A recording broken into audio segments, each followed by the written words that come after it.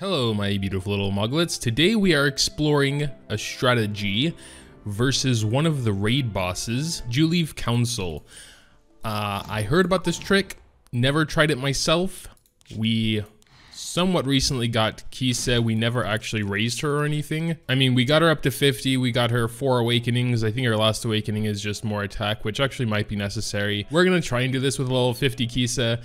Juleeve Council is by far the most annoying one for me, and I can't imagine how much more annoying it's going to be when it eventually comes in Hell Raid. But regardless, we do have to give her some equipment. To be honest, I'm not sure if she needs effectiveness for this, for the increased skill cooldowns. I don't know if that can be resisted, but I know like combat readiness reduction can be, so maybe it can. Regardless, she basically just needs power for this. We have like some random equipment around. But yeah, let's start with the accessories. We basically only have 2 to choose from here.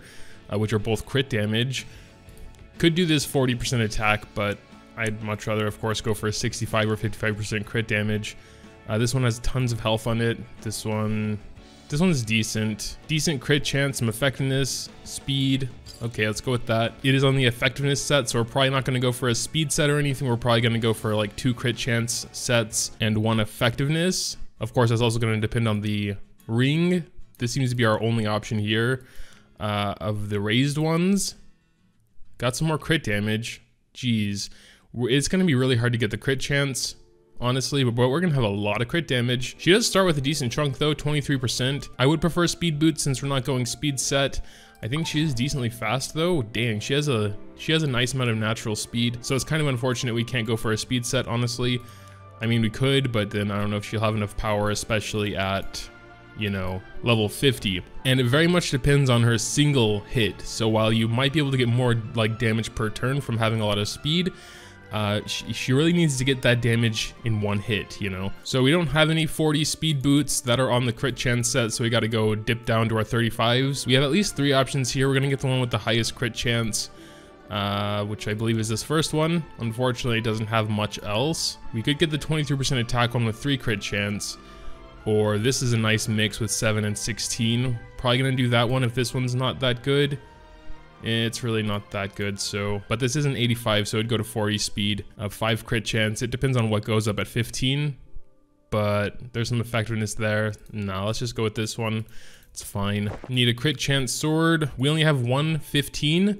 9 crit chance, 16 attack. It's not too bad. Let's check these real quick. 8 attack, 10 speed though. 6 speed. You know, we need the one with the crit chance, I guess. Let's go ahead and go with this one. We're at 61 now, kind of far away still. Let's hope we got some good helmets. 8 speed, 9 crit chance, that's not bad. 12 speed, nothing else. 4 effectiveness, a bunch of defense. 21 attack, 13, oh, but only 4 crit chance. Let's come back to the helmet since we have actually a lot of options.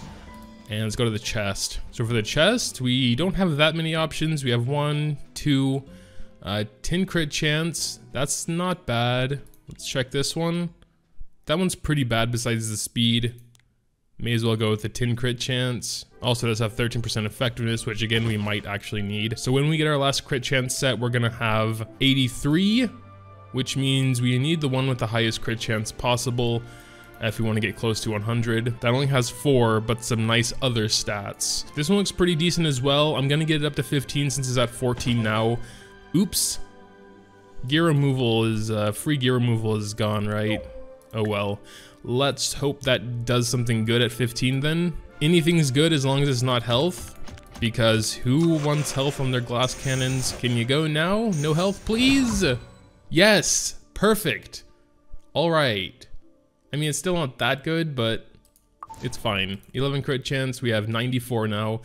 That's perfectly fine. I think we will be bringing Shermia as well.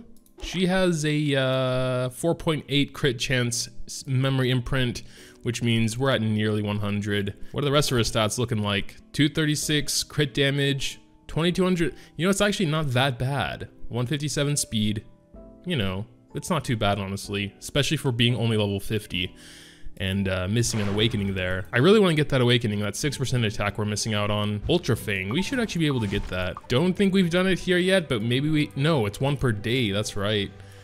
I typically don't want to do this though, because I want to save these for the epic catalysts, but YOLO swag. Oh wait, no, hold on, AP shop, dude.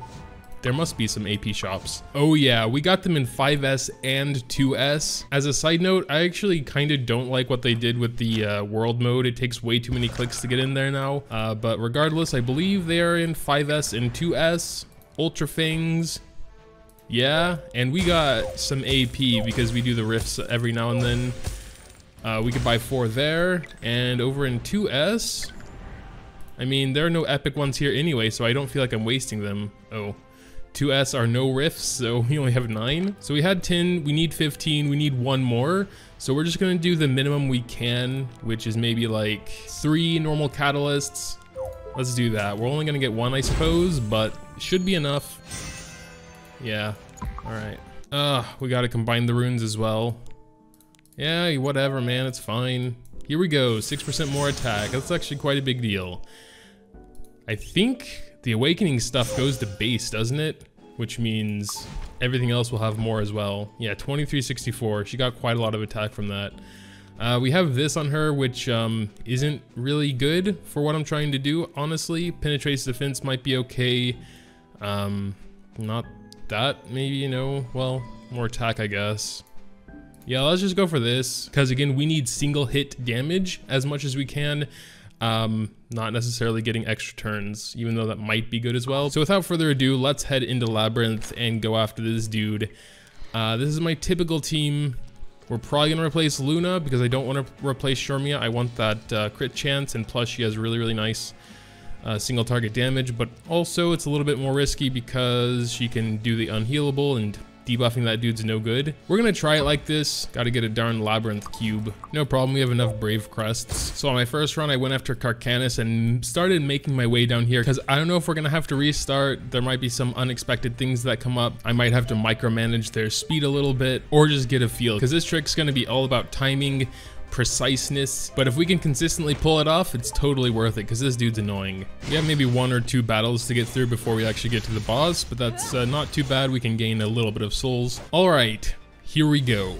So, as anyone who has fought in this thing before knows, once it gets down to a certain HP threshold, it splits off 70 and 40%. So the first challenge is going to be to actually get him close to 70% and then have it be Kise's turn. They're obviously separated by 25% chunks. The little lines are 5%. So I guess 70 would be the first little line behind the first big line. So let's just slowly get him down a bit. This is gonna be a little bit hard. I honestly want to do Sharmia's ult because if I do her basic, the boss might get a debuff. So it's still too early to do her ult.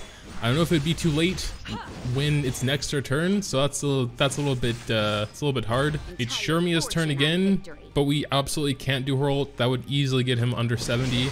So we're just gonna do that, and of course he got unhealable. I don't know why it's her turn again, and now he has a defense buff. So this isn't turning out super well right now, but you know, we're getting close though. So maybe next Kise's, oh no wait, Sharmia's going next. That's kind of bad. Oh wait, no. Now it's Sharmia and then Ravi. Oh no. Ravi, don't do it. Don't do, Okay, this is perfect. Here we go. So we're gonna do her ult now. This should get him under 70%. And the hope is that, well, first of all, he actually does go under 70, which he does. He did not split, dudes. Did not split. And now, I mean, I don't know if we're gonna have her ult ready again. You know, when he splits next, but he didn't split this time, so that's pretty much the trick. Basically just get him under 70% with her ult, and you're good to go. Issyria would be actually a nice partner, so Issyria could reset the cooldown of the ult. I didn't think about that. I just wanted to actually see it in action. We're actually not looking too healthy right now. So again at 40%. Ow. What? I'll send you all away. Is he like really angry that we messed up his transform? I can imagine that might definitely be the case here. Okay, he's gonna transform now, but since our Kise is dead, it doesn't really matter. Well, okay, I mean, we successfully did the trick. It's not turning out too well overall. I mean, we could do it. I just kind of don't want to because we are missing 2 units right now. But I mean, Ravi can probably solo everything, to be honest. She's just super awesome right now. So yeah, I mean, he got really angry there in the middle, but I mean, we came out of it alive. If it didn't go down the drain there in the middle, it would have been a lot faster than usual, I suppose. But yeah, I mean, that was my first attempt. Having a solid formula that incorporates Kise and maybe even Assyria as well, I can imagine would make that amazing. It's just you would have to do it enough and tweak it enough so you know what's gonna happen, you know? Once you get rid of the variables and can prevent him from splitting, first of all, the normal mode boss is gonna be a lot faster, and then when it eventually comes into hell mode, you know, might make it easier as well. I'm actually quite surprised Kise was doing decent damage, honestly. You know, even just as level 50 with 0 skill enhances anywhere, I might add. Actually with the 1 turn cooldown, you know, it going to 4 turns, that might not be super necessary to have Assyria. 4 turn cooldown isn't super bad. Just next time I might not take Shermia with me. If I really care about getting that crit chance, maybe I'll take Mercedes or something, because she at least currently has a much lower chance. Or maybe just Luna and not care about the crit chance I'm missing, because she has 0% chance to land any debuffs. I just have to avoid doing her ult. Assyria unfortunately does have a chance to decrease defense. It's not super high, but it's there. But yeah, if you have anything to add to this strategy, you can drop that down in the comments below. Leaving a like if you happen to enjoy is always greatly appreciated as well. Thanks, as always, for watching, and until next time.